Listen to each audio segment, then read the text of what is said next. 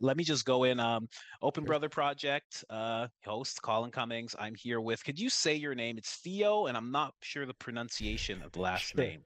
Yeah, so my full name is Theophilus Zhuang. Theophilus. Theophilus Zhuang, yeah. Theophilus, really? Yeah, Theophilus, Acts 1 and some parts of Luke. And so I guess the name in the Bible was recipient of some letters, and they actually don't really know what his role was in the whole grand scheme of things, but he was the person that was addressed to in Acts and some parts of Luke. Wow. Yeah, Wow. so it means Amazing. friend of God, lover of God, and yeah, that's something that was prevalent throughout my life. And ZH in my last name in Chinese is more of a J, so just impose a J in there, and it's Zhuang. Yeah, Ah, okay, okay. yeah, I was telling my wife, I'm like, I'm gonna mangle this name. I'm like, I dude. don't want to do it. Growing up with this name it really put a dent in my masculinity for sure. Because with the Z at the end, I'm always the last one, and I'm always just sitting there waiting for the teacher to mess it up on the first day. Like it takes Yeah. them a while to get used to. So I'm used to people just like ruining it. I got a lot of funny stories with my name that I probably don't have the time to go into right now. Well, yeah, so just a little background. You are a coach for dads, transformational coach for fathers, Yep.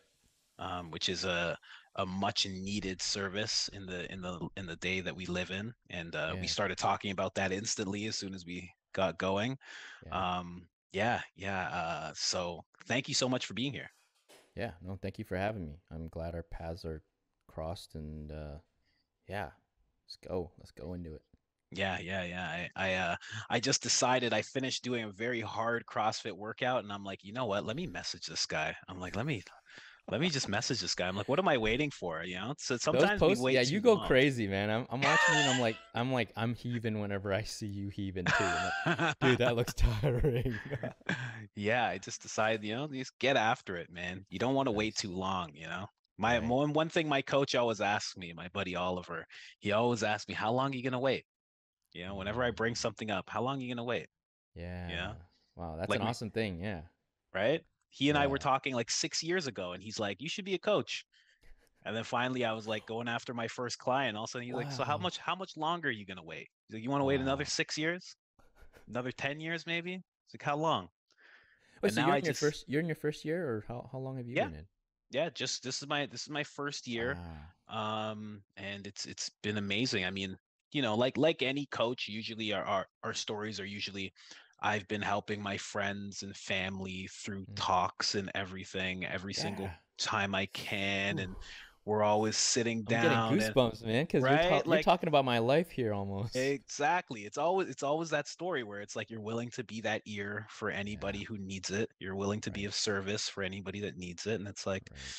just embrace, Yeah. embrace, go for Yes. commit. Yeah, somebody told me that too. I clued into actually no, man, because like so I'll just give you a little bit of context. Mm. 7 years ago, a mentor walked me through StrengthsFinder, and actually at the time he told me, "Hey, you'd make a good counselor, good coach," and I didn't know what to do with that information until literally probably like 17 months ago. A brother of mine was just like, "Hey, you should think about being a coach," because actually at the time I was selling a software to people, to coaches actually, and numerous ones randomly were just like, you should totally think about being a coach. And this to me was like, whoa, okay, this is all happening within a span of like 2 months. I was like, something's here. I have to reopen that. And once I remembered the Strengths Finder stuff, I was like, dude, I have to do this. So it sounds exactly like your story almost. Yeah, man. So like as soon as you said that, I got goosebumps because like it was the same thing for me. Like it was just person after person was like I would post a YouTube video and somebody would be like, "You'd be a great coach," and I'd Wow. make this thing. Somebody would be like, "Yeah, you got a great energy," or a friend would be like, "When you Mm, talk, people listen, and you're a great guide, and you have this yeah, father energy, and you have I can this, and see you have that. that," Yeah. and it's like you just keep hearing it, and it's like, when are you gonna listen? To the Right. godly nudges Right. that are constantly coming through, Right. you Yeah. know? Like the bus is here. And you're like, no, I'm waiting for another one. I'm waiting Yeah. for another one. It's like, dude, it's the same bus. Just get on. Yeah, exactly. That's a great way of putting it, Uh, man. So yeah. just decided to embrace and just commit and just be fully who I am, you know, Mhm. and nothing ever bad happens when you do that, you know. Wow, that's awesome. Yeah, yeah. For you too. Amazing. Yeah, no, I mean, we're both meant to be on that path, right? The same way. I mean, like I don't, actually, for people that are listening, this is our first conversation. Really, we had none of this context before, and so for us to finally discover this, man, this conversation is going to be amazing. Yeah, yeah. As soon as I saw, I think I saw you like something or something, and I read your bio and I'm like, yeah, I gotta follow this guy for sure. I'm like, for Nice. sure, sure, I'm gonna follow this guy because Yeah, and I've seen you doing your workouts, and I'm like, because actually, yeah, I've been recently been really heavily into my my physical stuff, like doing calisthenics with my buddy and doing cold dips and stuff. And so, when I see the effort being put in, I know, like, and I see like sweat coming out, I know what that sweat is like. The pain. I'm feeling the pain right now. My body's all sore. So. Me too, man. I'm so glad this was my day off. I've been trying to get these habits into like automaticity, the working out and everything, and it's happened Mm. so much so that when I woke up, I'm like, okay, so I'm gonna run a mile, and then I think I'm gonna do this CrossFit workout. I'll probably have to do 200 sit-ups, and I went, no, no, no, it's your day off. It's your day off. Nothing. You can't do anything today. I like it. So I'm glad that that's happening. You know, I want the Mm. obsession to take place, and then I'd rather the monster come out, and then I start controlling it. You know, Yeah, rather yeah. than it never come out. You Right, know. right. But yeah, so just to get into more of you, like what's it been like for you as a coach? Like what have you been noticing in yourself and in men as you talk to them?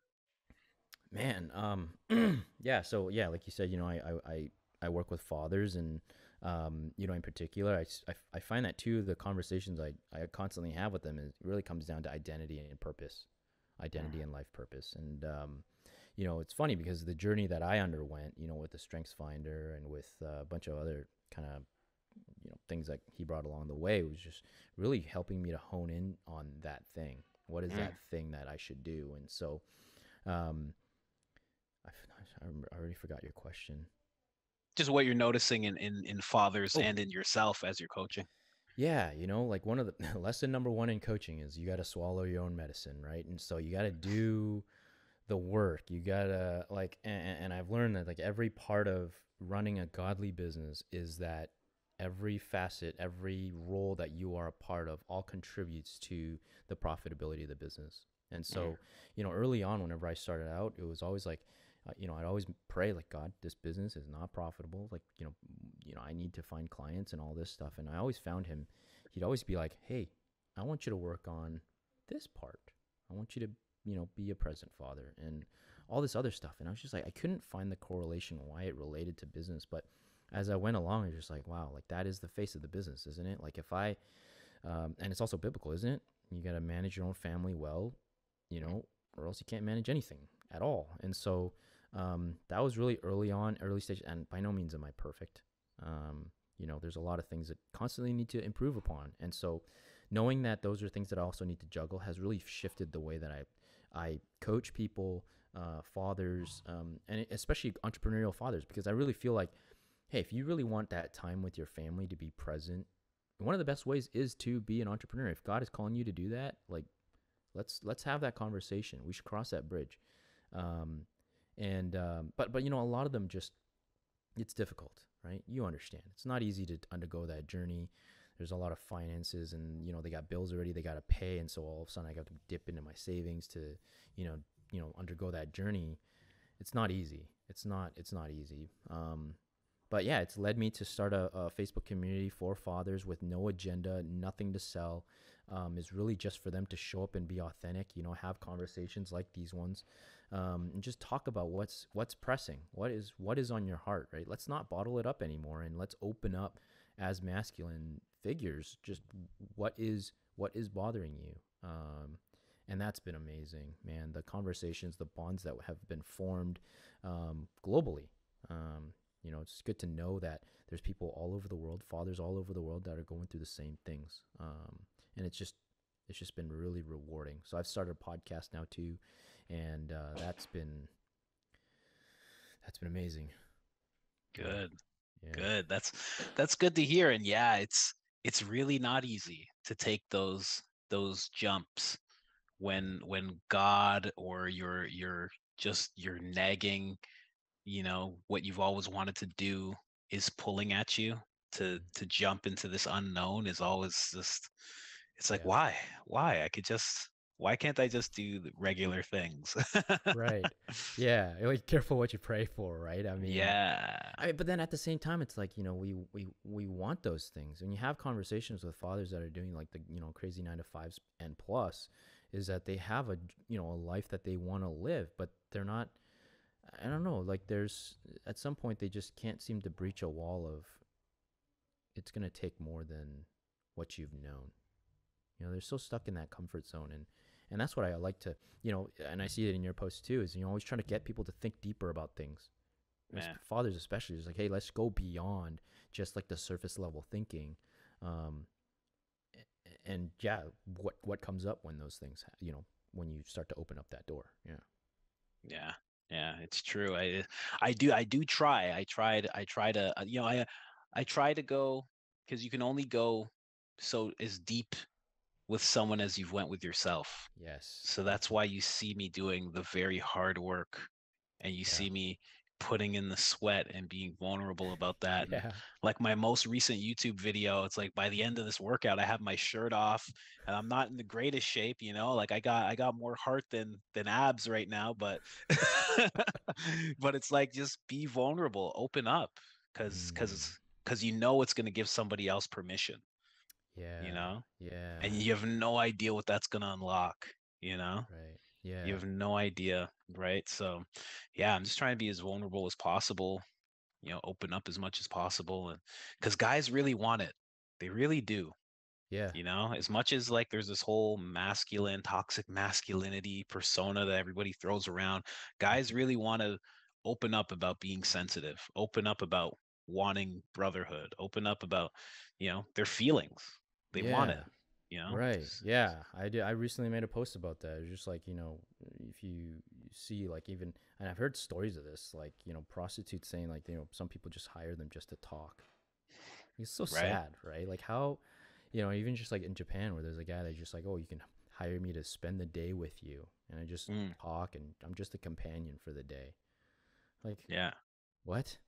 And I don't know if you've been seeing that even in counseling and therapy. A lot of people like to rag on it and say it's not helping. And actually, therapy has gotten to the point where it's just like medicate, Mm, medicate, medicate. Come back to me after you've medicated. And it's no longer even about listening anymore, about speaking or having a space being held for you. And that's why the fathers group and the meetup stuff is so profound, is because all those guys, all those fathers also agree. Just like, never found anything like this before. And the reason and the way that I discovered that was, it was also a group called, that was focused on vocal confidence. It was just a place to freestyle on Fridays. mm, And went there, and I was like, my first time I was like, dude, this is like church to me. None of them were believers. I was like, this is like, I felt like I was heard. I felt like I was loved and I was received, and nobody was there to judge me. I was just like, man, this is what it's like. And yeah. that's pervasive, man. If we're talking about even religious institutions being this way, not being this way, where do we go when we have these issues? That's exactly it, right? And it's so funny you say that was like church, because that's exactly what it was, right? You guys were all communing together. Yeah. When two, three, four men get together about one focus, it becomes more powerful. You Right. guys all feed off each other's energy. Yeah. It is like church, that Yeah. camaraderie, that brotherhood, that love. Yeah. It's all there. So it's amazing. And yeah, like for me, I mean, I ran a men's group years ago. I actually do want to start up another in-person group.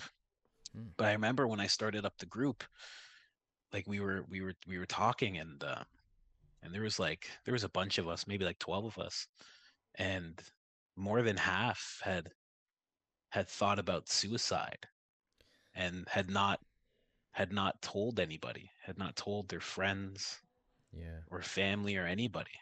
Yeah. And it wasn't like we all knew each other so well. Some of us had never met the other. Right. And all of a sudden, just in that space, that type of opening was able to happen. Yeah. So it's like, the more that we can provide things like this, conversations to be heard, the more you can change the way men communicate, Right. because obviously, like years ago, our father's time, there was none of that, you know Right. like, Right. period. You got together and you got drunk. That was Right. it. And maybe if Yeah. you got drunk enough, you got an I love you from somebody, Right. and that was it. And some of them, that's their very existence. That's how they Yeah. came to be. Right. Right. that's Yeah. Yeah. it's that thing, man. Like, my father was like that. I mean, he was a vet, and when you come back from war, from serving or anything, it's like, well, what do they say? They say, have a drink. You Yeah. get free drinks everywhere you go. And for him, that turned into a alcohol abuse problem, and Right. he was never able to bounce back into that type of person that you are when you do step into service, right? Yeah.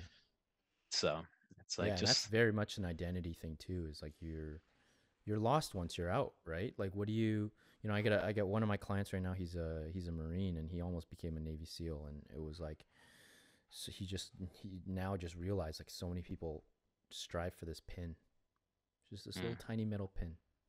It means jack all. It means nothing. And once yeah, they get it, they're just lost because there's like, what do I do with life? And he's a great example, actually. It's just like, you know, no purpose, no real direction, and he was suffering mentally for it, and got to the point of almost suicide and actually almost killing another person on a field op, which um, is what made him lose the position. He almost became a Navy SEAL had not been for that wow, situation. And so it's amazing once you help people to like it.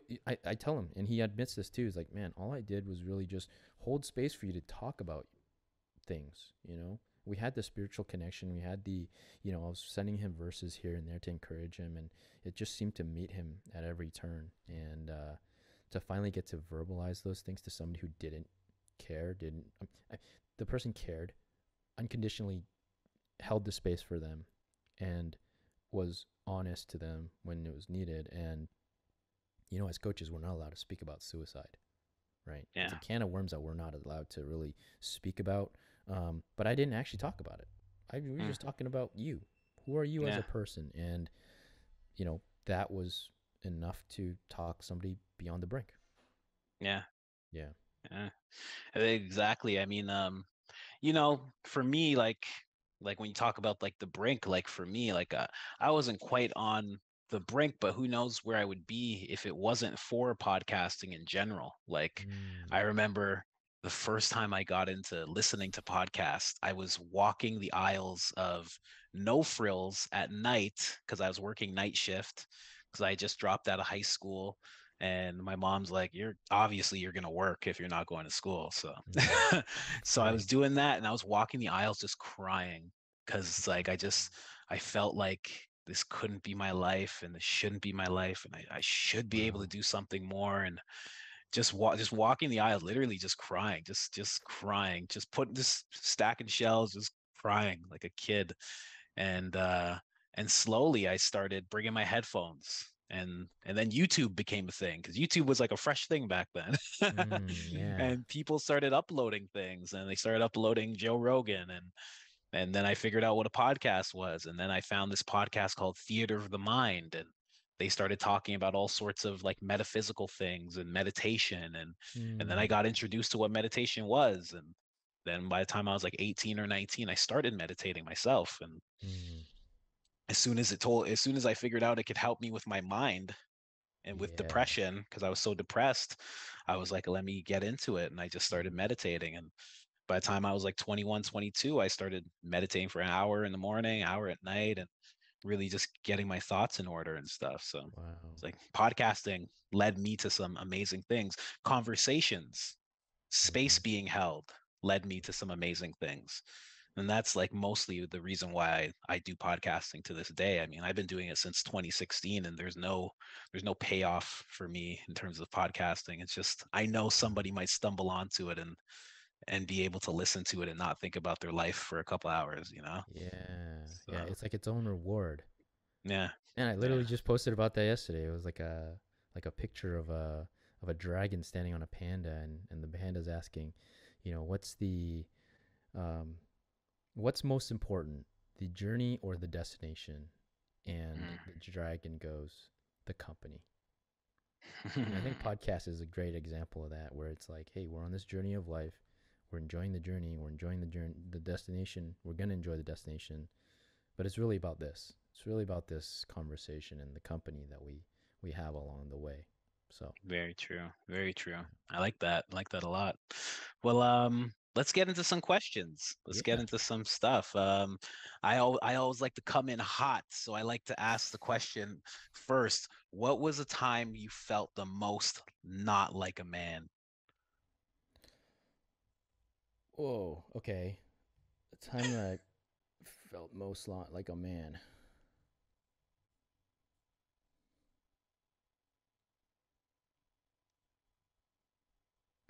Wow, that's a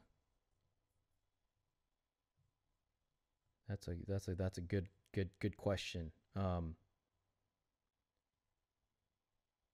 Yeah, it's easy to not own up to things, right? And Mm, I was also very lost. My dad was a pastor growing up, so I was born into a pastor's family pretty much. Um, and Yeah, it was easy to run away, you know? And that was really the mm, start of my prodigal son journey. And that decision, when you read that story, you're like, that's not a man's decision. And mm, I think that was I had to undergo that journey. God really permitted me to leave, just like the father enabled the son to leave, took his inheritance and ran away. Yeah, I got involved in a lot of bad things, a lot of dumb things.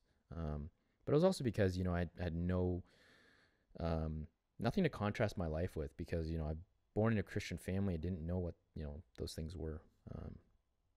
But it was definitely a selfish decision and um, one that is filled with regret, but also learned a lot from it. And it also mm. helped me to become a man. So, I mean, it's tricky. I do feel like that would be the answer is that turn where I decided I no longer needed church. I no longer needed God, and I just needed to be by myself. And thought I'd make a man of myself. Instead, I made a fool of myself. Mm, mm. Those are the times, man. Those are the times that you learn the most. Yeah. And yeah, it feels bad. And you need that, like you just said, you had no contrast. You needed that deep contrast of feeling terrible and being able to look back at selfish decisions to understand what integrity is, right? Yeah, well, you were talking about, praying to the structure, right? Like, and, Mm, not to the architect. Man, I was like, you know, my life was, I felt like I was just the structure. I was just the structure and didn't realize the architect was there. And so when I had to try to make a semblance of structure in my life and try to take back that control without the architect, man, I built a house of cards and it really came down on me hard. yeah, yeah, I know what that's like. I definitely know what that's like. Mm, Yeah, battling addiction for like, like 20 years around, mm, uh, and feeling like, I'll figure it out myself kind of thing, you know? Of yeah. course, you start laughing, of course. No, I'm I'll laughing because figure it I out. know. I'm Yeah. laughing because I know, right? You think you'll just figure it out on your own and you don't Yeah. need any one person or any Mm, kind of, spiritual structure and yeah, yeah. yeah. You figure different as time goes on, you know. Mm, mm-hmm. It's a slow thing, but Yeah. at least it happens, you know? Yeah, and that's what COVID was for me. Actually, it was like I realized that no longer needed to play church, and then I was feeling like I needed that component. I needed God in my life. Like I could not have that. And then so for me to not have to go to church, and then to realize that I needed it, it was like, well, give me that structure from the architect. Give me give me that. I need that, and I sought it out, and he gives when you actually seek it out. And man, Yeah. I feel like more of a man because of that for sure. Good, good. I like that. I like that a lot. So to talking about contrast, what was the time you felt most like a man? Ooh, yeah. Honestly, think this coaching journey thing, how I stumbled upon it and finally embracing myself, and the mindfulness and the meditation stuff. I haven't done it as long as you have, but early on in that journey was really just like this space of understanding who I am, and no longer running away from those those things, those conversations, those nagging bits inside of me, these support tickets in my head that I just didn't deal with over all these years. Finally going back into it and dealing with those things, and then also facing up to the addictions that men typically face, and returning to this heart center, mind center, with God at the head. That was when I really felt like, man, I feel like I'm embodying what a man should be like and what a father should be like. I'm very proud of that. I don't really celebrate a lot, especially myself. But I'm going to say my answer to that question is, once I became a coach and started to live that, and that was probably like, let me see, a year and 4 or 5 months ago. So, Mm. I've only been on this journey like 17 months. But it's been like, I'm sure you realize you've done it too in your own life, or felt this in your life. As once you became a coach, it was like everything is in alignment and everything is in the direction you want to go finally. And it's no longer like you have loose bits hanging off. You're just aerodynamically sound, and you're just leading into purpose. You wake up with purpose. You're consumed by the vision God has given you, and you just fly. That's, man, every single bit of my being now is, I just feel like I'm the man now. Yeah. Yeah. Yeah. Sick. That's great. That's a great and how old are you now? I'm 36. And There so you go. culturally, this is my tiger year. So this is it's my golden year, they call it, where um it's my horoscopic year. I'm not a, superstitious person by any means, but culturally this is a big deal for me this year. Wow, really? Yeah. I'm 36 too. All right. Yo, man. Yeah. So I mean, are you turning 36 this year, or you turned 36 this year, or you're I'm turn 37 this I'm year? I'm 36 this year. Yeah, yeah, yeah. Yeah, You're 2022 I turned 86. 36. Yes. Okay. So then, yeah, this is your golden year, man. Like this is the time to like really, I mean, that's not to like belittle the other years, but like, Of course. you gotta go for it, man. Like, and so this year I wrote a book, I published podcasts, I started the group, I did the meetups, like everything is all like, I just, like you said earlier, I think you were saying, just like no longer letting things get in your way, and you just like started to go for it. Like Mm. like this year, I've just like started going for it, like cold dipping under ice, like everything, just needed to just do it all in this year, make it count. Wow. Yeah. Wow. Wow. I didn't know. Like, I had no idea that it was like that culturally because, like, yeah, this has been the year that I've been going for it the most, that I've been the most stepping in. Like, I made the most changes, got married because I was just like, it's time to do that. We're talking Yeah. about having kids this year and then, having the kid pop out in 2023 and yeah, I've just been going for everything. It's like coaching, doing that, taking my own medicine, like you said, and getting a coach myself, Mm. doing that deep work. Yeah, I've been definitely going for it. And the only reason I asked how old you were is like, because I know younger people will eventually stumble onto this, like they stumble onto everything. And it's like Right. 36, like you don't have to have it all figured out by the time you're 18, Yeah. 19, like a lot of us feel like, you know what I mean? Right.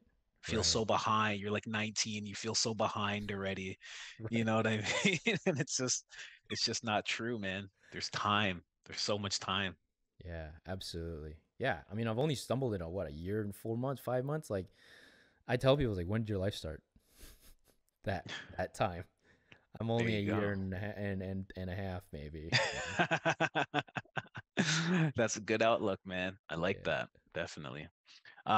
So when it comes to vulnerability, what's your outlook on vulnerability? Oh man, that's one of the questions on the Facebook, request things. Is you need to answer. Is like, it literally says, vulnerability as a man, is it a strength or weakness? Like, that is literally the question, and they had to give Mm, me weakness or strength. I mean, it's like this whole ideal that this world is, vulnerability or showing any kind of emotion is a sign of weakness. It's just, oh man, it's a load of crock. I hate it. I hate it. Yeah. Yeah, man. That that's been the answer all around, and it's so good to hear that because for so long, not even for so long, it's just so many people before you become vulnerable in like a big way, we feel like it's such a weakness, Yeah. you know? Yeah. Before you actually do it and you come out on the other side of it, you feel like it's such a weakness, Yeah. you Yeah. know? I like to think of in terms of analogies and imagery, you know, and one of the things whenever I think of vulnerability is the difference between a rock and water. Mm, You know, a rock would describe themselves as hard, as strong, as unbeatable, you know, unstoppable. But when you think about water, man, when I think about finally being vulnerable and sharing, you know, the deepest parts of myself, and somebody's just like living in their skin so confidently, and they're just loose and they're just fluid, you know what I mean? Like there's something stronger in that, right? And we all know water destroys rock. You just yeah. keep dripping on a rock and that rock is going to, you know, disappear. And so like, yeah, that's really how I like to visualize things. It's just like I'm water, fluid, right? Like Bruce Lee says, right? Mm. Be the what is it? Be the cup, right? Yeah, Like if it goes into a be the teacup, it water. becomes Yeah. the teacup. If it goes into this, it becomes this, you know? Right. It Yeah. can crash. It can crash or it can be calm, you know, be Yeah, they water. diffuse bombs with water. They, you know, what does water not do? Think about it. What does water It not do? it diffuses bombs, it recalibrates the human being, it bathes us, it nourishes us, Yeah. it scares us if it gets real high up in the air. Right. You boil it, right? Like there's like Right? whatever temperature you want. Like it's also in the air. You can breathe it in. Like where is water not, right? Right. Yeah. Very, very true. I like that. So tell me, what was the time you felt the most vulnerable and how did you deal with it? Oh man. Well, most vulnerable. Yeah, you know, my dad, like I said, was a pastor, and you know, he always. I didn't have much of a childhood with him, uh, you know, at least to the point that I would wanted it. Um, there was a point where we started going to China, and this was around the time when was undergoing my prodigal son journey. I no longer wanted to be a police officer, and so I was up to no good. My dad was just like, "Hey, why don't you come, you know, see what we do in China?" And this was after the 2008 earthquake there that killed almost 90,000 people. And Oh, the first camp that we did for earthquake relief workers there, I finally saw with my own eyes all the people that my dad's not all the people, but in that instance, the people that my dad was serving, and realized that I didn't have him through much of my childhood because he was out serving all these other people. And I was mm, fortunate. I was very fortunate. And I was so vulnerable. I wanted to be vulnerable to the point where I stood up and tried to speak in a language I didn't know how to speak because I didn't know Mandarin, mm. but I knew Cantonese. But and I tried to like stand up and like with tears come down my face, like try to tell people that I was apologizing to them. Essentially, it was like I felt like I was selfish with my dad Mm. and wanted to keep him to myself, but didn't realize that God was using him in such a powerful way. And so in front of these people that I didn't know, just crying and just bawling my eyes out and telling them that I understand why my dad was never home. Wow. Yeah, Wow. That almost makes me tear up. That's something, man. That's really that's hard. That's yeah, hard. yeah, And you see what I mean on the other side of that. That's there's so much strength on the other side of that, you know? yeah, yeah, Wow. absolutely. Even to imagine that up in front of people. I've done stand-up comedy where I'm making people laugh, but to stand up in front of a bunch of people in that state is completely different.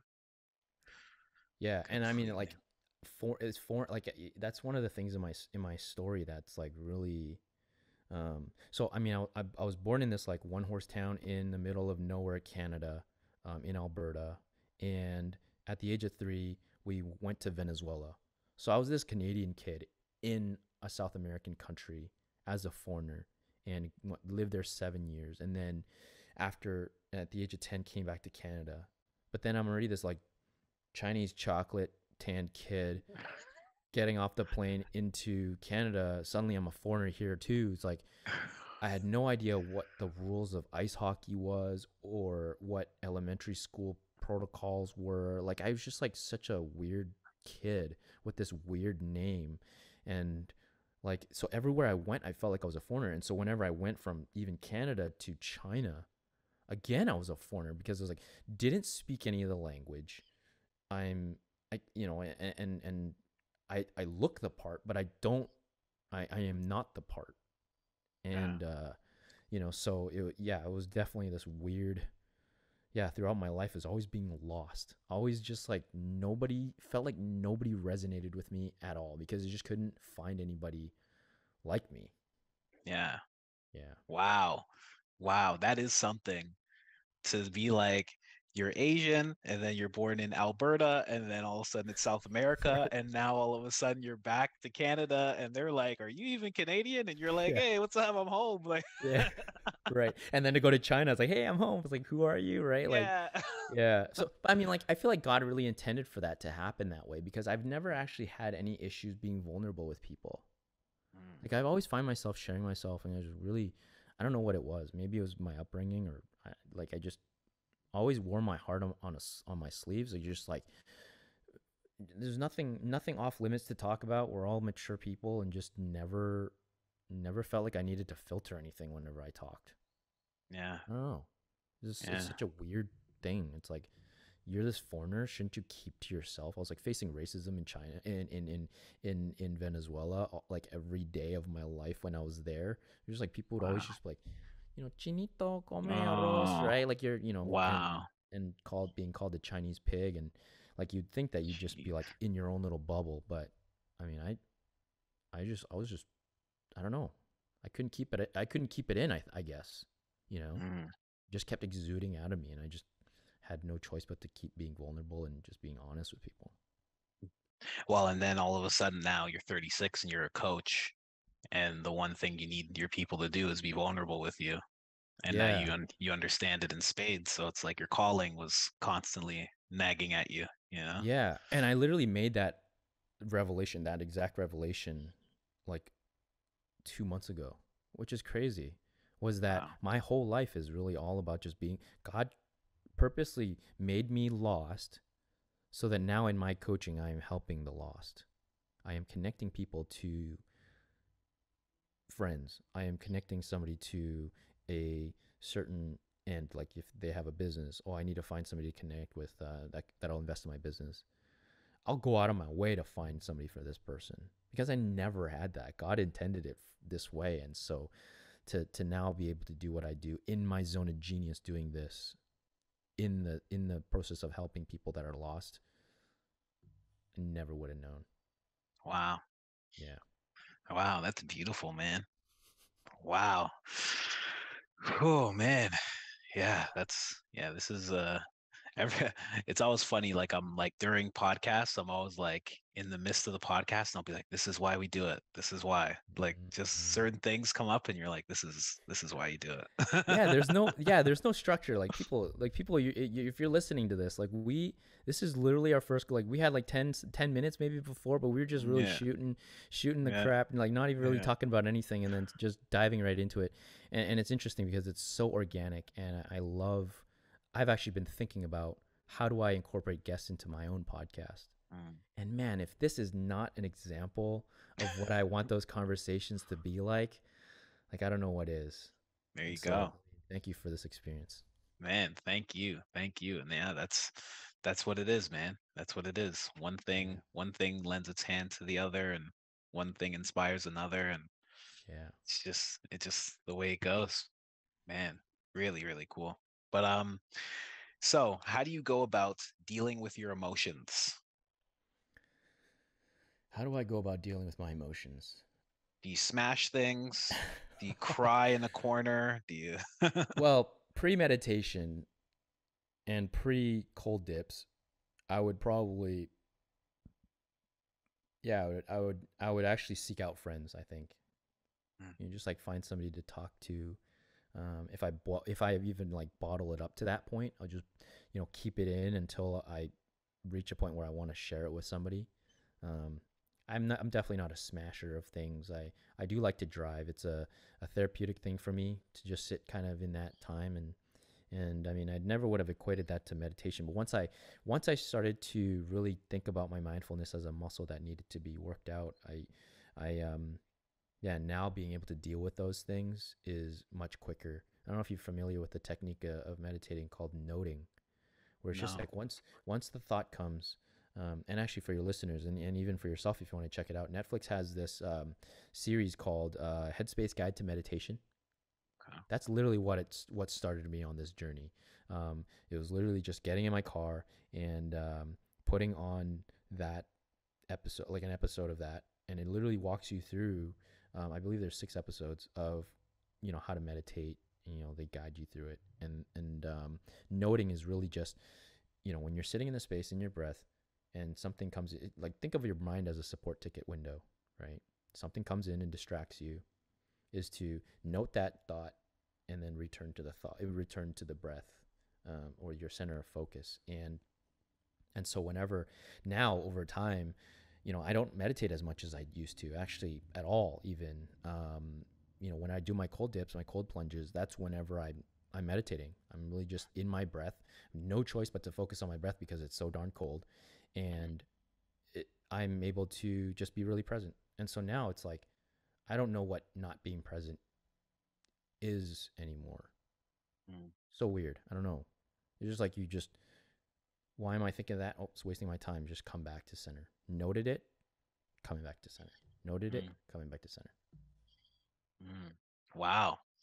That's really cool. That's really cool. I mean, I don't know, I've never heard of noting, but like in my meditation, because when I began and just like as a person, like my thoughts would run so random and so rapid that Mm-hmm. I would just be like, okay, come back. Okay, come back. Like I would just kind of naturally do that because it was like, or else I could just get lost in this whole thing of thoughts while I'm trying to meditate. So Right. I would always bring myself back. And I know after time that becomes easier, like any habit, Mm-hmm. as you keep on enforcing a connection, as you keep on enforcing like a channel in your mind, like Yeah. it'll naturally just get right back to it. But I've never heard of noting before. I should actually I should note that. Yeah. You should. Well, I mean, that is the act itself. I mean, you just didn't have a name to put to it because you're just pretty mm, much whiplashing your mind back to centered to your breath.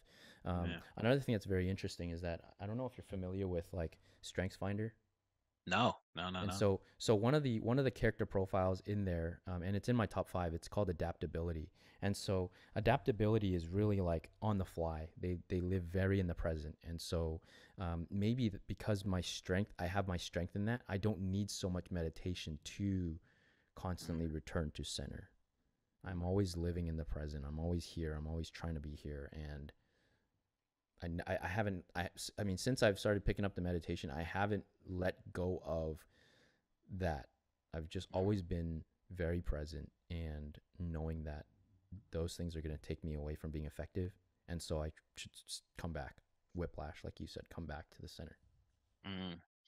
See, in meditation, I can do that very well. When I'm out in life, I've Mm. noticed that I've been doing way too many things. My coach actually called me out on it.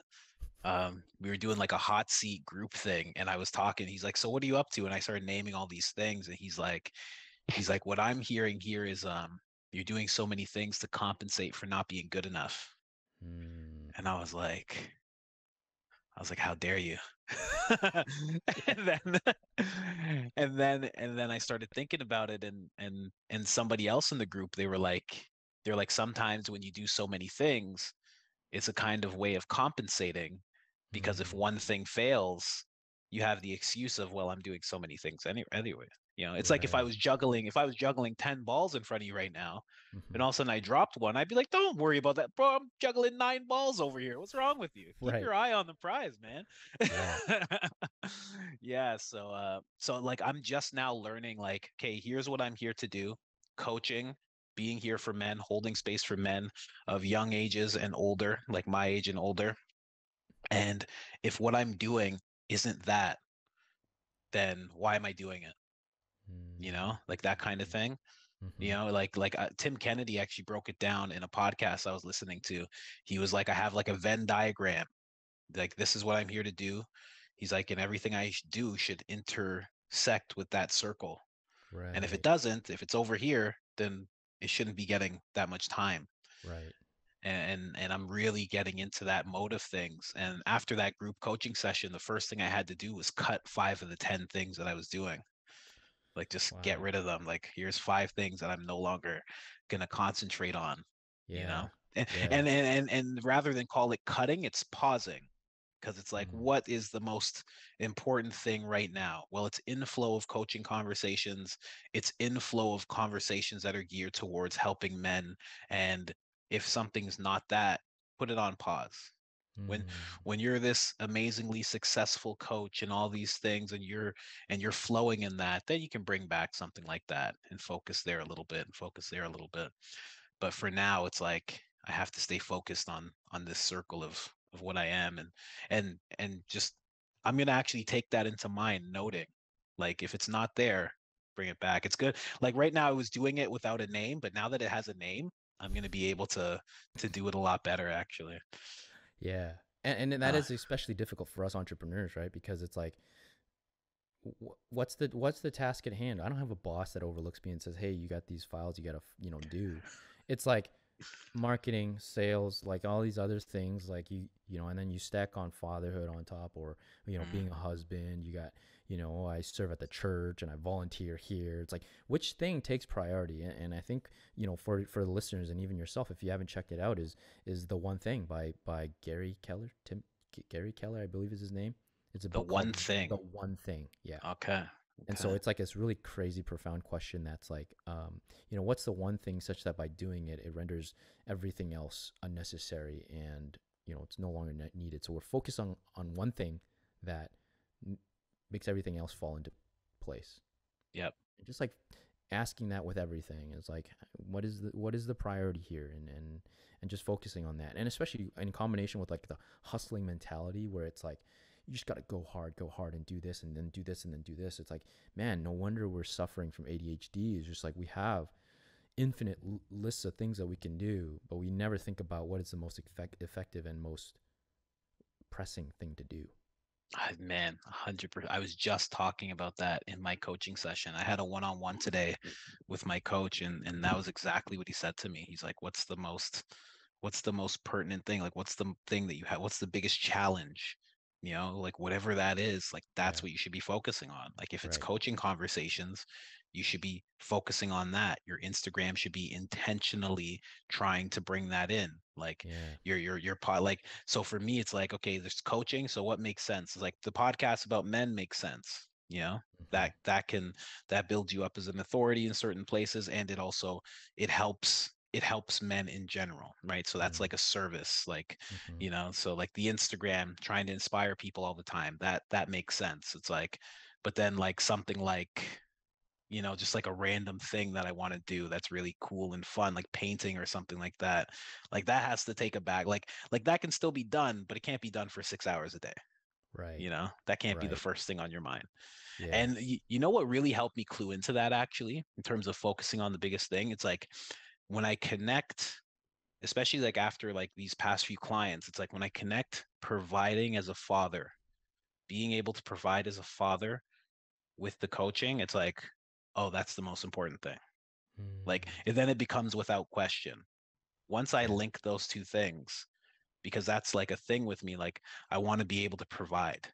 Like, if my wife wants to not work and just be that mother, like, I would love that. So I want to be able to provide those type of things, that type of Right. structure.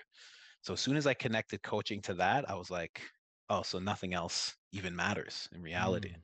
Like, I have to focus here. I have to focus on this work, you know? Right. Yeah. You're just connecting to that Venn diagram you're talking about.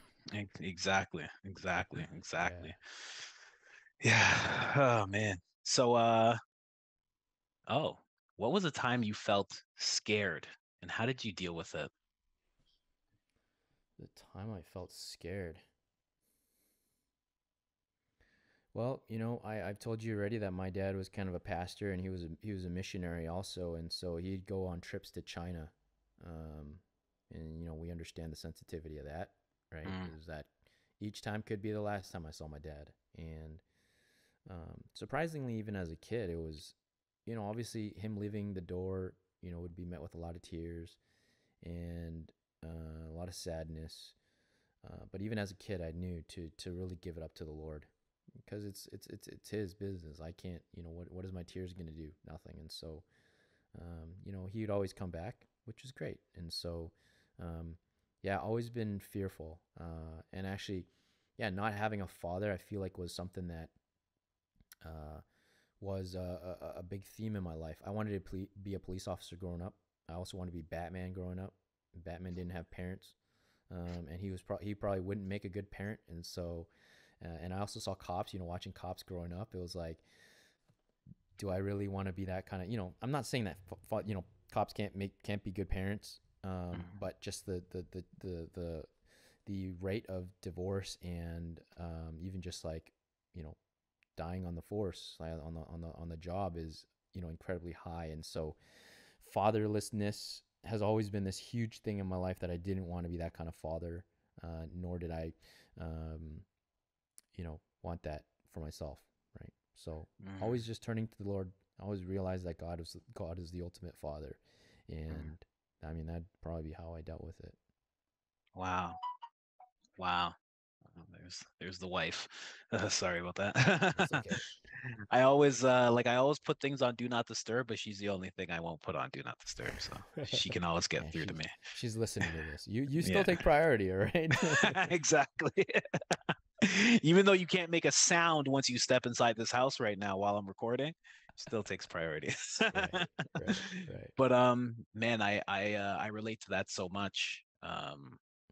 Sometimes I tell people that's the biggest gift that my father gave me, was showing me, giving me this sense of what I longed for, because now I know exactly what type of father I need to be. Mm, The fact mm-hmm, that he wasn't there, and he had his alcohol problems, and it's not like he was far away. He was just in the grips of addiction, and he couldn't man up enough to let go of that, and be there for his kids, not just me. There's multiple kids, and seeing that really propels me in terms of what kind of father I want to be. yeah. What kind of father I need to be, what a good father is. Mm, Sometimes, sometimes you have a really good father, really attentive, really there father, mm-hmm, and you don't click in to what a good father is, because you're so used to that guy just being around, right. you know. But when he's not there at all, or when he's making decisions that has him away from you, it really clicks you into what a good father should be, you know. Right. It's glaringly obvious. Yeah. And it's one of those things. I think that's also a Batman analogy. I forgot the quote that Two Face says, where he's like, you play the good guy long enough, or you become the villain or something, right? It's like, Yeah, yeah. it's either you do a really good job as a father, or you might as well just commit to being the worst father imaginable, so your kids know what to contrast good and bad fatherhood as. Yeah, yeah. Yeah, exactly. Being in the middle doesn't tend to help. Right. Yeah. Yeah, yeah. It's very odd. Like I grew up like that, like having no father around like you. Um, just you would see, like I would see other kids. Like I remember talking to like certain friends and stuff, and they'd be like how shitty their dad is. I'd be like, your dad could just leave, right? And they'd be like, no, he can't. No, he can't. I'd be like, yeah, I know he can. He can just Denial. leave Yeah. and not show up if he really wanted to. He's a grown man. I'd be Right. like a teenager saying, like, he's a grown man. He could just walk out of the house and never come back, and just leave you and your mom to figure it out. And they'd be like, no, Gosh. no, no, he can't do that. I'd be like, mine did it to my mom. Like, I'm pretty sure he could, you know? Right. So yeah, fatherlessness is it's a gift and a curse, but it's Yeah, in best some to situations, for sure. yeah, it's best to lean into the gift though, if you Mhm. can, Yeah, perspective, right? right. So what's the biggest misconception about being a man that you had growing up? Biggest misconception about being a man growing up. Man, I don't even think I thought that deeply growing up. I mean, like you just like you have. I think we all see it in society somehow. Some things are just like if you're a man and you like to knit, right? Or or you I don't know. There's just like certain feminine things.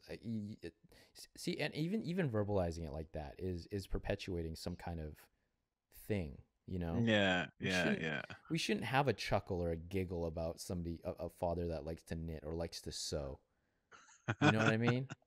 So I guess like it wasn't incredibly obvious to me, and hopefully I'm not offending any men out there that actually do knit and listen to the podcast. Well, if Um, you are, they can knit themselves a tissue and they can dry their tears that way. Don't worry that's about it. not a good response either.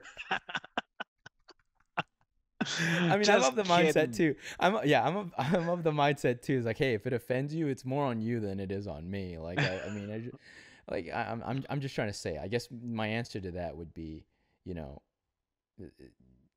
there's just certain ideals that you see around society that are like, it's not right. I don't think it's right to be like, oh, you're a guy that knits, or you're a Yeah. nurse, you're a male nurse or something. Like Mm.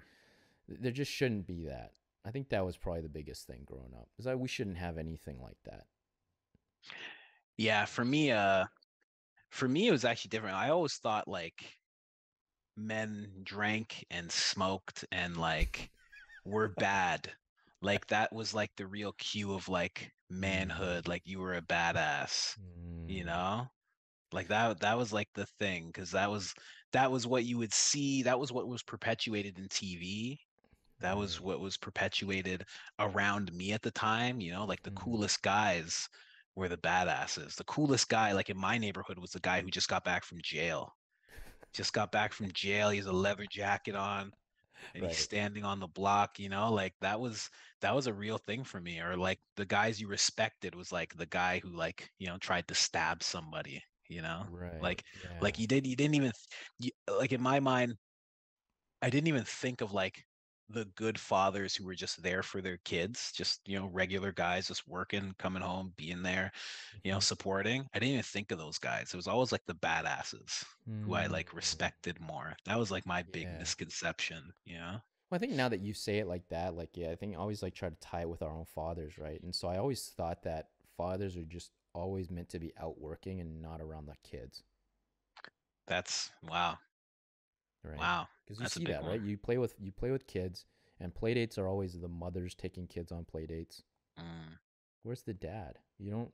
Where do you see the dad? If your dad is there, he's one of those dads that knits, I guess you could say, Yeah, or yeah, yeah, there's yeah, something weird exactly. about that dad, right? Yeah, yeah, something odd about him, like Yeah. yeah, I didn't realize that until I got older. Like like thankful to God that like my brother, he's like 12 years older than me, and like I always had him as an example, like as Hmm. he got married, as he became a father, as Yeah. he like decided to like take 2 years off from his career because he just wanted to be there for his kids, walked away from a chance to be on the police force because he's like I figured out what the hours were and I figured out how long I'd have to be away from my kids. And he's like, and I'm not doing it.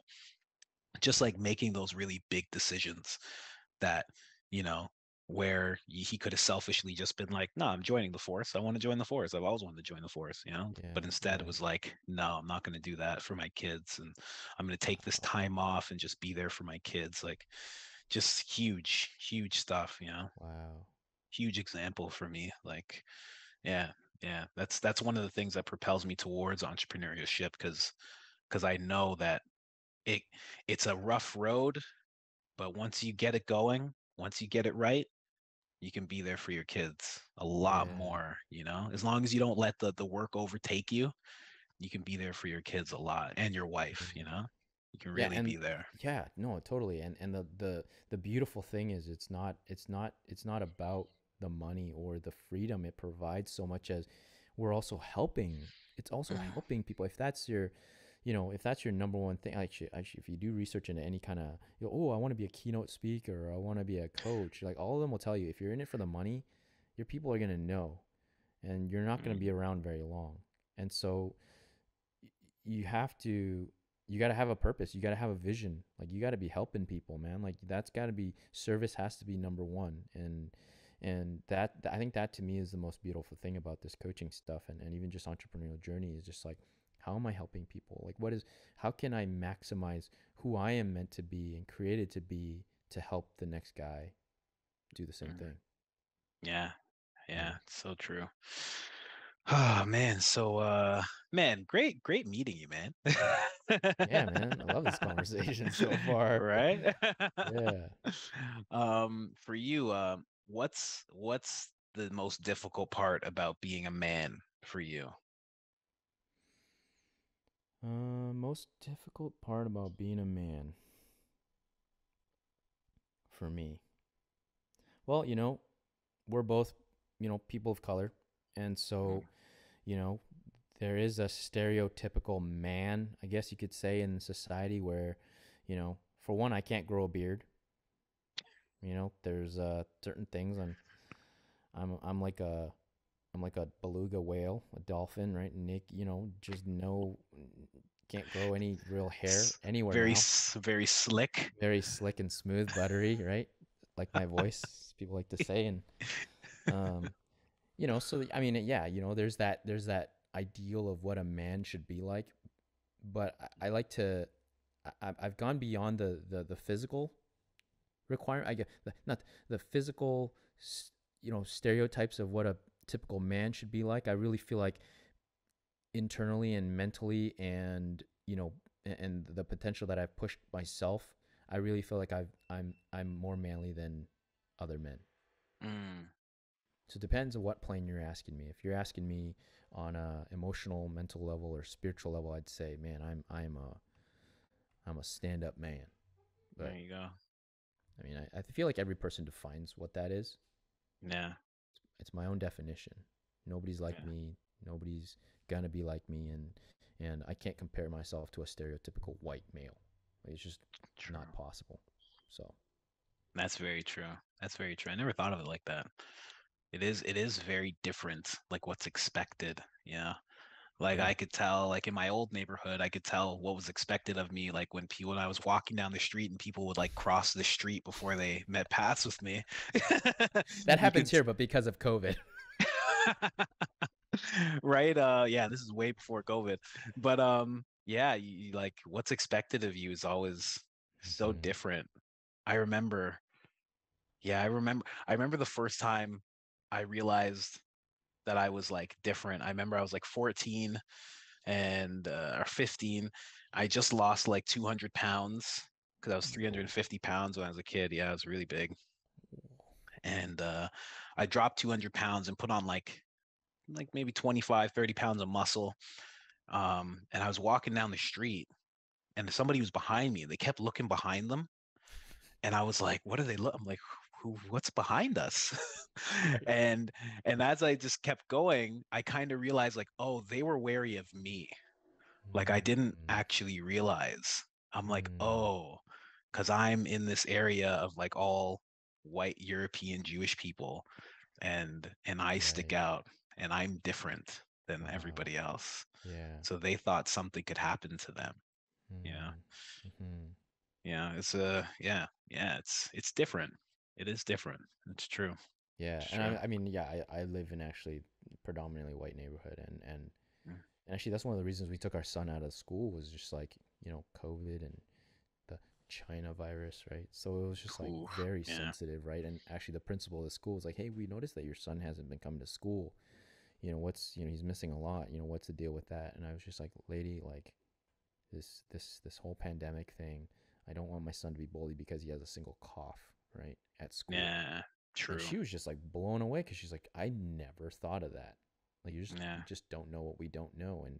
And that's amazing how, when we don't get the context, even just of the tone of our skin color, can Mm, actually create all these weird dynamics in society that, if we're not careful, We won't understand the whole context. Yeah. And she could have been like upset at us and say, "Hey, why is your son not at school? Should we switch Hmm. schools? You know, what all this stuff?" And like, and then once I dropped that on her, she's like, "Take all the time you need." She's like, she Yeah. just understood, right?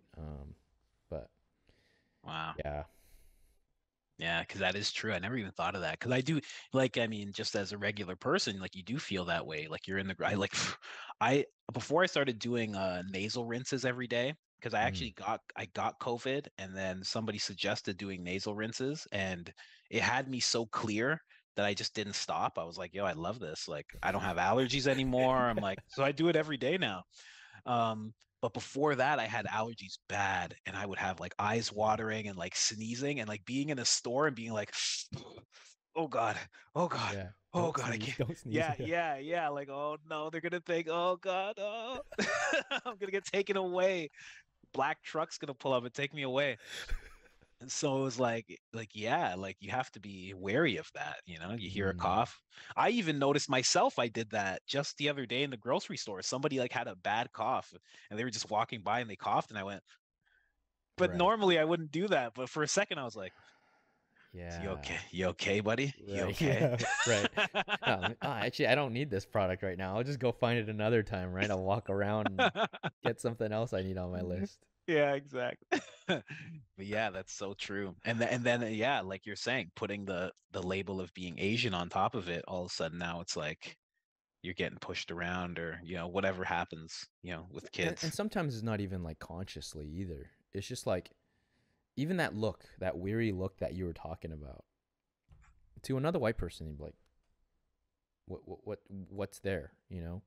But to Hmm. you, once you realized it was about you, and that just like boom, just like your mental gymnastics just goes crazy, right? Because it's like, what what's the deal? Yeah, Uh, yeah, yeah, Society, man. yeah. It's rough. um so for you, what's the most important lesson that you've learned about being a man thus far into your tiger year, as you put it? Yeah. Um, Man, it really is. You know, the vulnerability thing is really much a constant. I feel like it's a constant. When I look at life and how life is done as a man, what worked for me might not work for you. And what worked for me might not work for another Asian man. And so we really gotta, I mean, because we're all unique. We're all created unique. We all have unique upbringings. We all have unique experiences. We all have these weird family dynamics. We all have these cultural things that make us all so different. And so if we don't take those things into account and just think that stereotypical Colin man path is the way to go, man, we miss out on so much in life. And so I think that's my answer is make it yours, man. Like you like knitting, go freaking knit like Mhm. the best tissues you can, you know.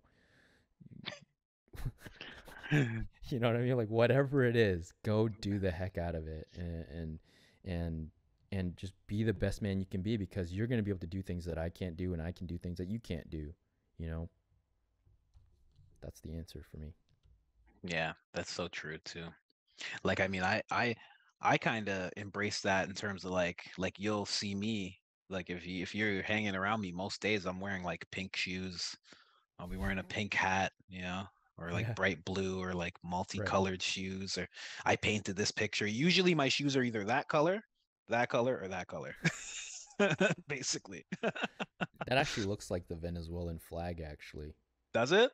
Yeah, yellow, blue and red is literally the so in Venezuela they have this song that's called Amarillo, Azul y Rojo, La Hmm. Bandera de Venezuela, which is yellow, blue and red. Uh the flag of Venezuela. That's literally what the song says. Yellow, blue and red, flag of Venezuela. Wow. That's funny. Yeah, but yeah, it's usually what I'm wearing. And I kind of just like push past that whole thing. Like I mean, Mm. like I used to just wear black and gray.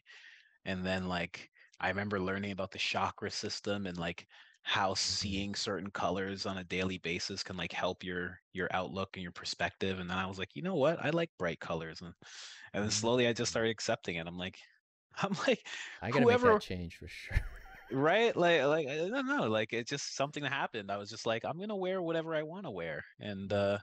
yeah, I'm gonna wear pink shoes, and then I'm gonna go to Muay Thai. And if you want to talk to me outside the Muay Thai gym, we can do that. If you want to talk about my yeah. I'll be sure not to.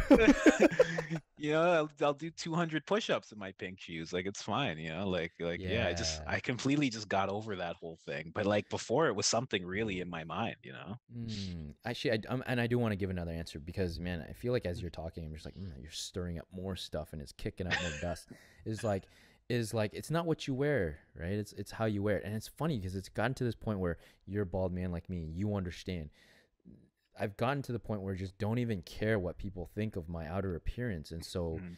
it's like once we learn to live inside of ourselves, it doesn't matter what's on the outside, right? And then you start to understand people on a deeper level too. So it's like you almost like welcome this person to like trash talk you. Go for it, go for it. Like you're not penetrating me, like go for it. And so, yeah, I think that there's this like notion of just it's not what you wear, Yeah, it's how yeah. you wear it. Yeah, 100%. Like even as you were saying that, like what came to my mind was like we spend so much time working on our inner selves. Like why would I care what somebody has to say about my outer self? You Right. know what I mean? Like Yeah. I spend all the time working on the inside, like Right. completely. But Yeah, now and you're I do all now these mental gymnastics of like, why are you saying this? Like, why are you? you What is causing you to say something like this? And I feel like I like go to this like weird. I go to these weird paths, like even like this like Roe versus Wade stuff. Like I get to this point where just like understanding how somebody can form the judgments that they have, and also like mm, not blaming them for it. It's also like, man, maybe they had a rough childhood. Like I got cut off the other day. I got cut off on the street. So, and like it was like a construction zone. I let a car in, and then the second car just like pushed me off the road. And I was like wow. super livid. I was pissed. I was like, why? And then after being angry for a bit, like a couple hours, I was just like, why does it matter? My wife was just like, why didn't you just let him in? Like that was a minute in. She's like, why didn't you just let him in? Like, why is it such a big deal? And I thought about it. I was like, yeah, why is it such a big deal? Maybe he got cut off. Maybe he didn't have his coffee. Maybe his wife was, being mean to him or whatever. Like, there's just so many Yeah. things to that where it's like, can I really even be angry at this person Yeah. over a car? Come on, it's nothing. So Yeah. It's very true. Very true. yeah, Um, so what is something that you had to let go of to become a better man? something I had to let go of to become a better man. Other people's expectations of me, man. Mm-hmm. Right? Yeah. Yeah. Like and that's in line with that conversation is like why are you projecting on me? It's like what is causing you to project that on me, you Mhm. know? Ooh, interesting thing about that.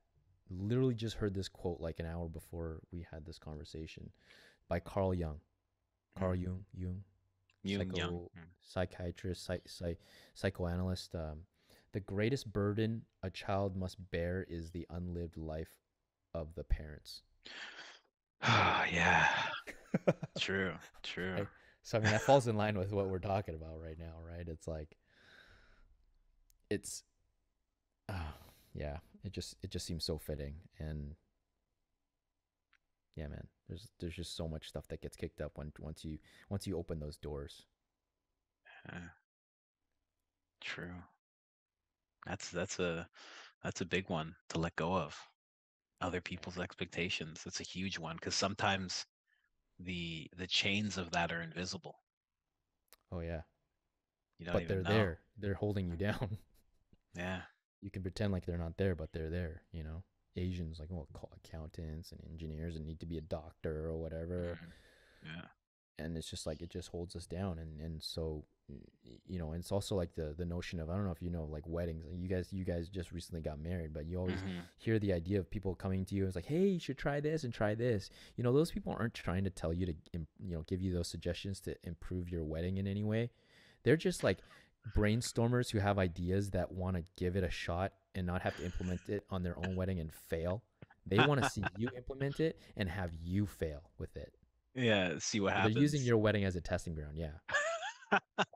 So, any of your listeners out there that are about to get married, if somebody comes to you and gives you this like really cool idea that you think is cool, don't do it. Save yourself the hassle and don't do it. Yeah. Man, that's very true. That takes me back to like I remember when I was doing comedy, somebody was saying I remember hearing a quote like comedians don't give you advice on how to be a better comedian. They just give you advice on how to be them. Mm. Ooh. Ooh. Yeah. Yeah. Totally. And that's why Yeah. people try to project their things on you, right? Is because Mm, it's like, oh, like, even being an entrepreneur, it's like, oh, dude, why? Like, you should, why you should keep your job, right? Or like, mhm. they must have tried it or they failed or they don't think it's possible for themselves. And so they had the opportunity, they didn't take it. And then now they just got to like put everybody down that's doing it. Yeah. Not everybody does it, but I'm saying like, yeah, dude, man, those mental gymnastics I went through the first year for sure of coaching, just like starting to understand the people that are around me. I was just like, man, you're holding me down. Like I can't be Mhm. around you. I'm sorry. Like it just Yeah. those thoughts and the ways that just like the subtle way the words are, right? As a coach, you just gotta listen to, you read between the lines of the words and then you just clue into that thing and then you note it. You just put a thing on it and you're just like, man, that I don't need that in my life. Sorry, Yeah. Yeah. I've been like besides when I first started my business of like video production, because that was the first thing I did. I was working in a warehouse and godly nudges. I said I wanted to be a filmmaker of some kind. I wanted to work in video. I get this job in a warehouse. And then all of a sudden the guy who like owns the place, he goes, okay, you're gonna work with this guy. He goes, you should talk to him. He's a filmmaker. He does film. And then also I Wow. talked to the guy and he's like, I'm selling all my equipment because I'm buying new equipment. And then thing by thing, I just buy it from him. He teaches me about it. I buy it from him. He teaches me. And by the time I Wow. bought all of his stuff, I was like, you know what?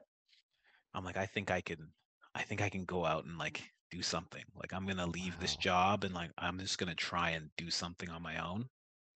That's And yeah, like the things you hear from people like, oh man, why'd you spend so much money on this equipment? Like, oh, what are you gonna do with this equipment? What do you think what are you gonna make a movie? Like just all the things that come out of people out of yeah. nowhere, you Yeah. know? That whole crab in the bucket type of mentality starts to creep out and Yeah. it's just yeah, it's funny the way that works. And I think that's Funny. what people like tell themselves too. I think as soon as they have an idea or epiphany of something they want to do, those are the things that come up for them. Mm, Like there's all those excuses just like come flooding and boiling up, and then it's just like, I can't do this. mm, And there's nobody there to be like, yo, like, no, you can do this. You can do this. yeah. That's actually kind of quite amazing if we think about it. It's like even just us being on this journey. It's like, how did we even get to this place? Something Man, about it. yeah, there's something there. I mean, I for me, I wanted something like this, but I had that voice, and it was like, how can I ever do this? And there was a sense of not being good enough because in my younger years as a teenager, not having a dad around, Mm, and feeling like he wasn't around because I wasn't good enough, and mm-hmm. then becoming somebody who was addicted to weed, somebody who was selling a lot of weed in my younger years, like that's what I did. As I got older, it got into like debt collection and like all sorts of gangland type street things. Wow. And then when I got into manhood, like into my 20s, I was like, I'm not good enough to be that kind of person that coaches people. Like Mm-hmm. I'm this, I was this bad, I'm this bad person. I can't possibly help anybody in that regard. And I had to slowly let go of that and improve myself, improve my thinking, and meet my wife, my now wife, and have her see the things in me that I couldn't see and keep watering that and keep pushing that and Right. then all of a sudden the godly nudges of people just saying you should do this and you should do that and Mm-hmm. slowly as I changed that thinking it took more and more form until my coach because I started getting it, like you said, like maybe even 2, 3, 4, 6 months ago. I would get it constantly of like, you Mm, should like, you should do this more. You should like, this should be your focus. This is what you should do. You're meant to do this. You're meant to guide mm, people. You're meant to do this. mhm, And then my coach, I'm telling him about all these things, and he goes, so my coach was the first person to tell me this like 6 years ago, but way before he was even my coach. Like we just mm, met randomly, and he mhm, asked me why I'm not a coach. And then he goes, so he's like, so do you think we're all dumbasses? He says, you think we're all stupid? That's why we tell you this about like all yourself? coaches or all those people that are telling you to be a coach? All these people that are telling me, he's like, you think Oh, we're all dumb? He's like, you think we're just dumb and that's why we say you should be this thing? Like we don't know anything. right. He's like, you think we all get together and conspire? You think this is just like a thing? Like we're setting you up? He's like, what do you think's going on? Right. Yeah. And then he really put it to me in a way. He was like, you may have given your life to God and you might believe. He's like, but you don't truly have faith. And I'm Mm, like, yeah, I do. And he's like, then why aren't you embracing what he's showing you? Like mm, he's showing you the path and you're not walking it. You're hearing it, wow. but you're not walking it. He Yeah. goes, faith is when you're walking it. He's like, you don't actually have faith. Mm, And I remember that hit me a lot. And I was like, because you do have to trust, right? Like, you yeah. know, I try Right. when I wanted to get sober and I trusted the voice of like, go home to your wife and give her all your credit cards and give her your debit cards and everything. I trusted, you know, Mm, and mhm. that turned into something amazing, you know. Wow. So it's like why aren't I trusting? He does provide.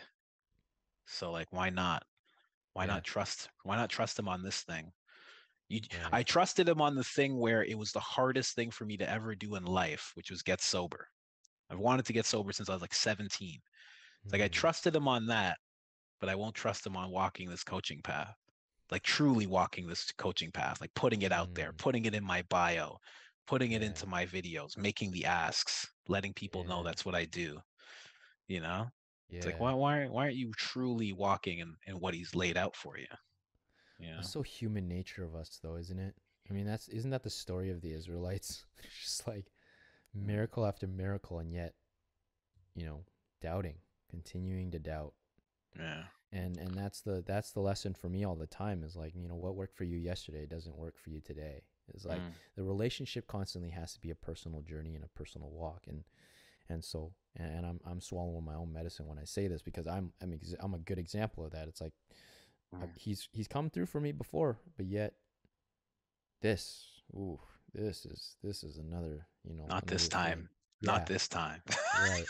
I can do this, right? Like I can do this, and then you just, yeah, you fail. So Yeah. Yeah, it's funny. Funny the way that works. But it really is like human nature. Like you hit it on the head.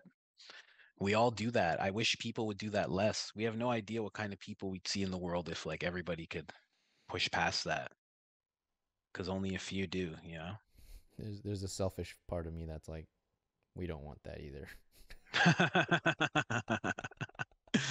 Who knows, man? Who knows? Who That's knows? heaven, actually. That's heaven, and so Mm, true. True. we'll see what that's like. Uh, What's one thing that you wish you worked on? Actually, no. Let's go to this one because we're coming up on time. What's the scariest thing you had to go through as a man ever? Scariest thing, man.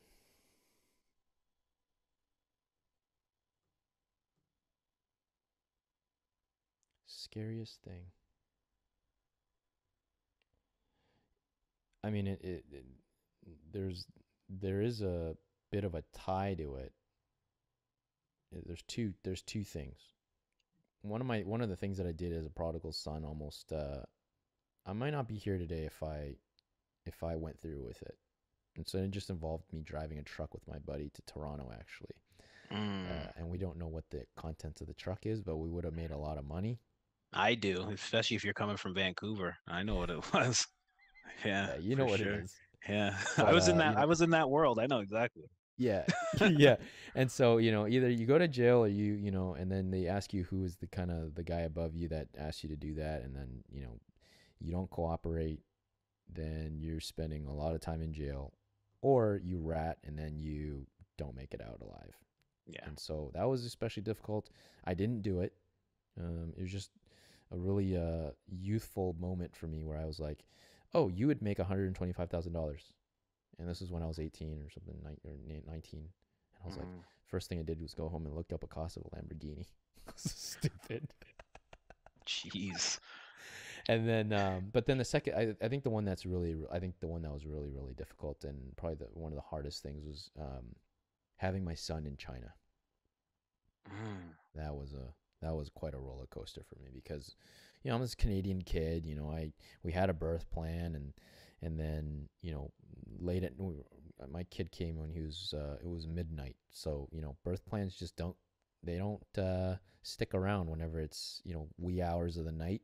And I didn't, not that I didn't care, but I just wanted her to be safe. I wanted him to come into this world safe. And yeah, there's just a lot of stuff, man, like episiotomy. So it's just like cutting her before, to make the baby come out safer, or, enough Okay. for the baby to come out safe. Like, yeah, just a lot of stuff. Just scared of what having a kid in China is like. You hear all the horror stories, right, of kids going missing, or Mm. kids getting like switched and all this other stuff.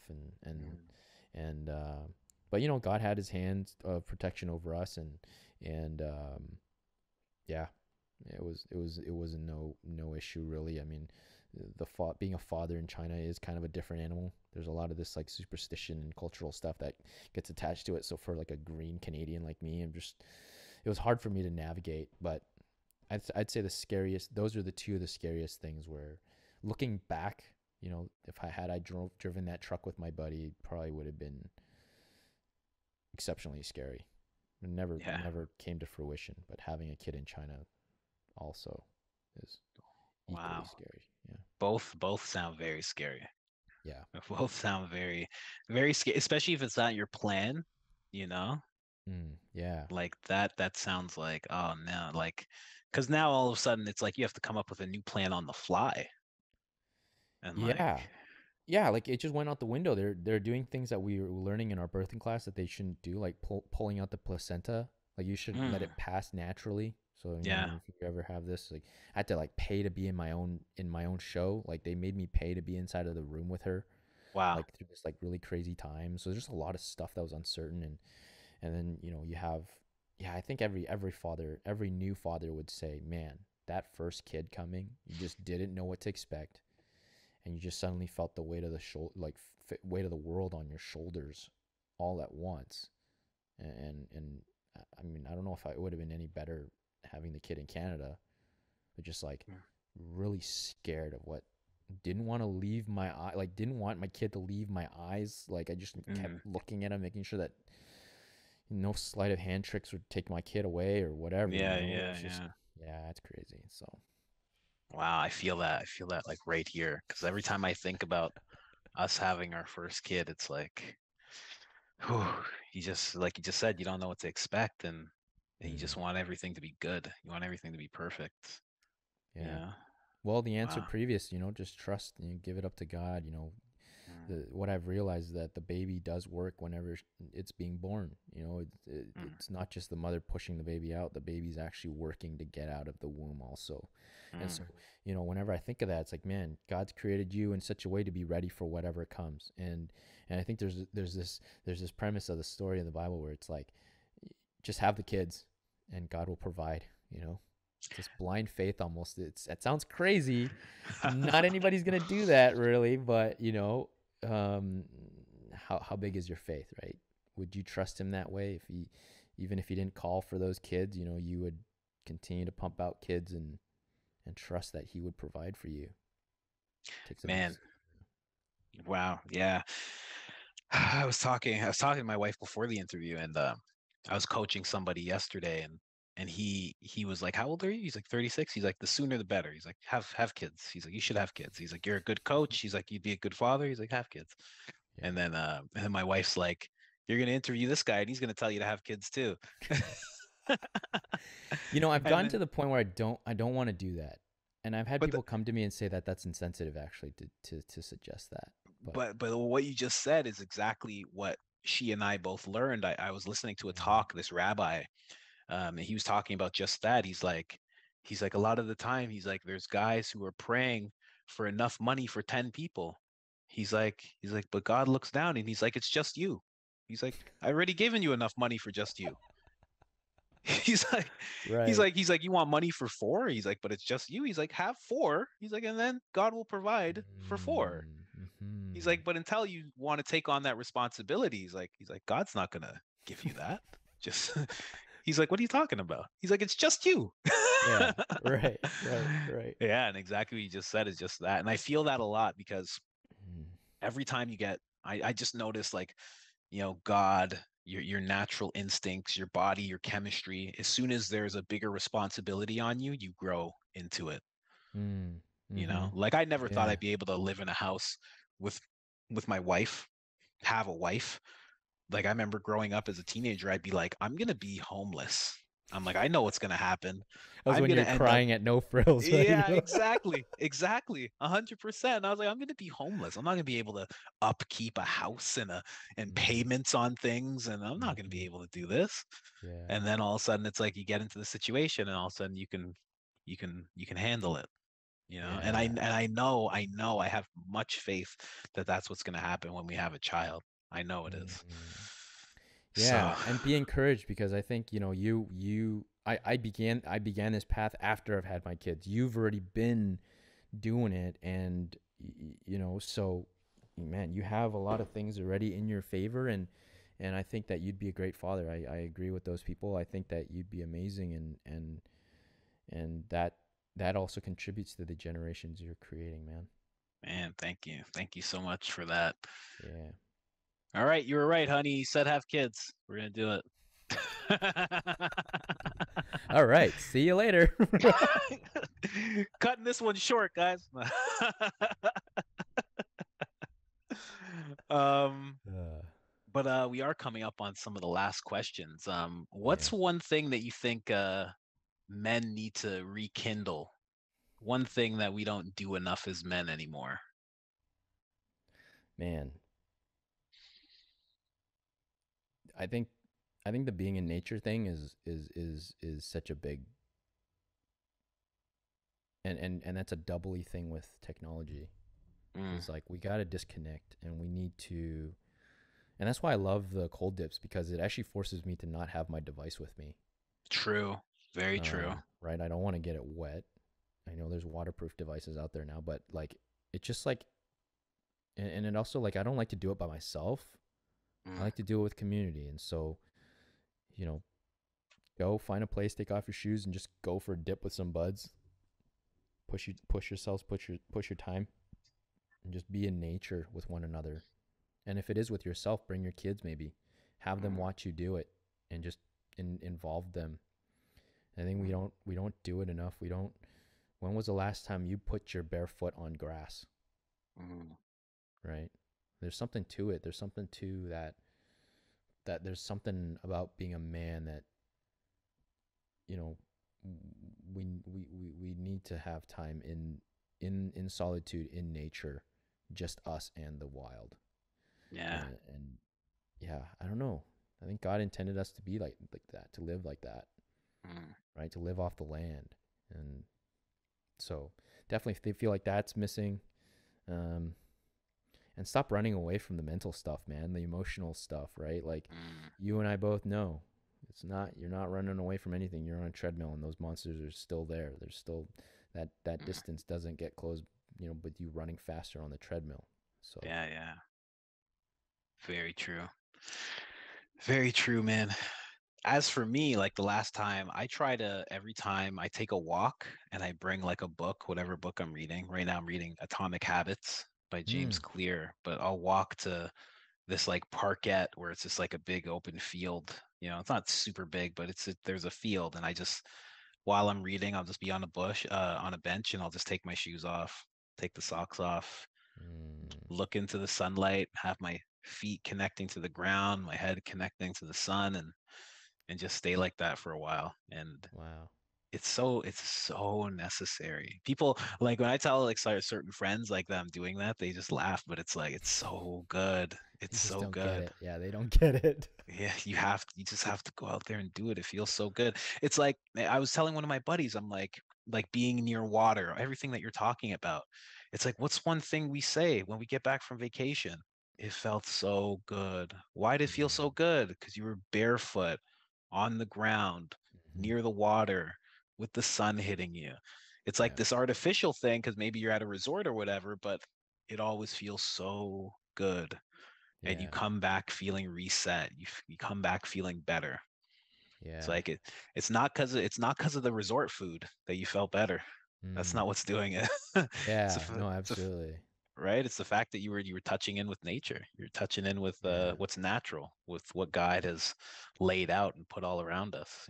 Mm. Mm-hmm. Yeah. Yeah. Yeah, and that gives God pleasure. I mean, I'm making my way through the purpose driven life, and it's like God created all those things for us to enjoy. Mm, And man, if we're gonna stay behind a computer screen, you know, 50 to 60 hours out of the week, man, that's a lot of time wasted. We can be out being, and that's one of the things that I juggle. When we're talking about the entrepreneur stuff, it's like, man, what do I do? What is the most important thing? What is the one thing today? Sometimes it's like, well, I got what I needed to do. I posted, what I needed to post, and I got my words into the internet. Can I mm, step away? Step away. yeah. Go play some Yeah. Minecraft with my son. Go ride a bike with my daughter. Like, just need to learn how to live too, right? Can't just sell ourselves to these things. Yeah. Exactly. Yeah, Exactly. You don't want yeah, to don't want to sell your soul to stuff like that. yeah. Definitely. Um. So here, where's the last one? Let's. This is the second last one. What are your hopes for your children? Usually I say, what is the hope for your son? But you got a son and a daughter. So what are the hopes Mm. for your children in the future? Yeah, man, that quote really hit me. The greatest burden, child must bear is the unlived life of the parents. Like, I really take that responsibility of living the a life of legacy and one of a godly relationship with the Lord very seriously. And so, Mm, um, I envision my life just kind of like I'm tethered to God and I'm tethered to my child, and I'm just slowly bringing these two together. And at some point, I just got to put that together and just like let it go and mm, let God be tethered to them. And so that's probably my answer to that is I want them to live the way that I've lived. mm, From the inside out with purpose and magnifying all the gifts and strengths that God has given them to serve other people, mm. and ultimately in a relationship with the Lord. And so, um, man, I never would have thought that would be my answer, but that's my answer. That's good, man. That's good. Yeah. That's good. So the last question, for young men out there who are having trouble on their path to manhood, in being a man, what is some advice that you would give them? Yeah. Hmm.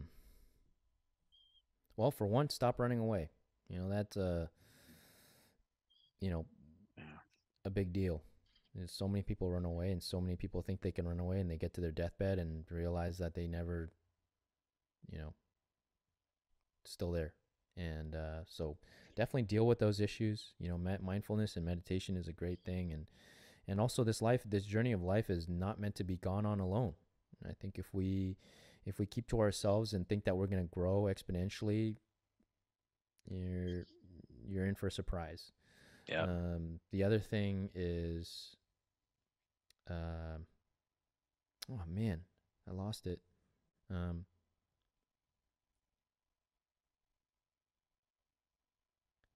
oh, yeah, don't go it alone. I think you don't go it alone. And wow, man, I don't know why I'm drawing a blank. maybe just like giving it all my best in all these questions. Yeah, don't make an excuse, right? Like, don't be a person that has a gym pass, but don't actually go to like don't actually lift weights. When you Mm, ask them like you work out, you just say I got a gym pass. That's like a super scapegoat answer yeah. to give. Don't make any excuses is really yeah, live in your purpose, right? Like the strength stuff, like who are you? Like you are your own unique individual. You have giftings. You have all this uniqueness about you. So are you meant to just, strive at a 9 to 5 the rest of your life? If God is calling you to that, by all means go for it. But like, what is your potential? What is your max? What is your true potential? And what are you doing to find it? If Mm, you haven't found it yet, you should be looking for it every single day. Um, and so mm, I'd also like to give you names of people that I love to follow. And these are people that I don't know personally, but time to time just love listening to their they're just thought leaders. And so Chris Do is one guy. Um, he's a designer, and he just, man, the way he is with words. Jim Rohn is another one. Jim Rohn. I love Um, Jim Rohn. oh, I he's an love him. amazing dude. Yeah, I recently just started following Vin Jiang. He's Vin Jang. yeah, motivational speaker. He's a Ah, magician. Awesome guy. wow. Um, yeah, Brian Tracy, right? He's a Oh, great example. Jordan Peterson. That might be controversial. Some people might not like me mentioning that name. Um, I love Jordan Peterson. yeah, So don't worry, he's fine to mention on this right. podcast. I Yeah, absolutely love Jordan Peterson. He's the yeah, backbone of most of what I do and why I do it so mm, voraciously. He's mm, a real backbone of it. Doing yeah, the things that you should do, that you know you should do, right. and taking the maximum load and bearing it as a man, as a person. Yeah, That's yeah, he's amazing. yeah. So those are the names I would follow.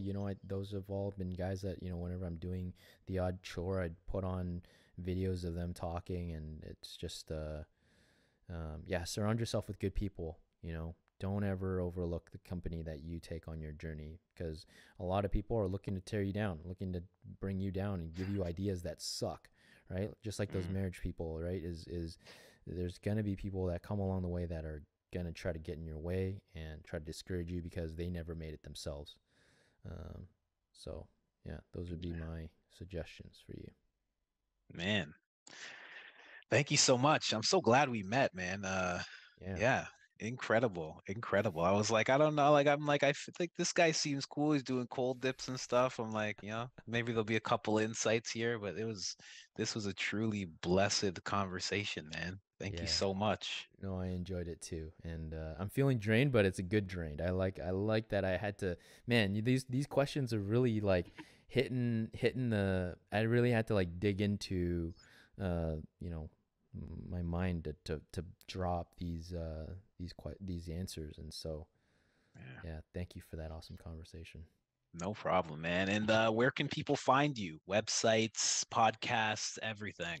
Yeah, so my podcast is called Noble Father Podcast. You can find me on Instagram at, I think, Coach Theo Z. So Theo Z, Mhm, Coach Theo mhm, Z, and you can also find me on Facebook with my name. There's nobody else with that name. My website is coachwiththeo.com. mhm. And but there's a lot of messaging stuff that I'm still working on. I just love to meet interesting people. I find that that's the best way to have conversations with people, just to um yeah, just meet everybody. I love everybody. Like, these Yeah. conversations can happen with anybody. Exactly. Yeah. Exactly. 100%. Yeah. Oh man. Well, I'm gonna turn off the recording and say bye to everybody, but I hope you stay behind for a second. Thank you guys so much. This has been the Open Brother Project. This is another incredible episode with, I'm just gonna say Theo. I Go was for gonna go it. for the full You should try first go name. for the full. The I'm about to say Theotosity, and that's not it. Like That's way off. I'm My not name's at the going. bottom of the left corner of your screen if you wanted to give it a shot. Theophilus. Theophilus. Theophilus. I still messed it up. I'm reading it and I still messed it up. I now enjoy people messing up my name, so it's all good. All right, man. Thank you so much and peace, everybody. Hope this conversation brought you some life.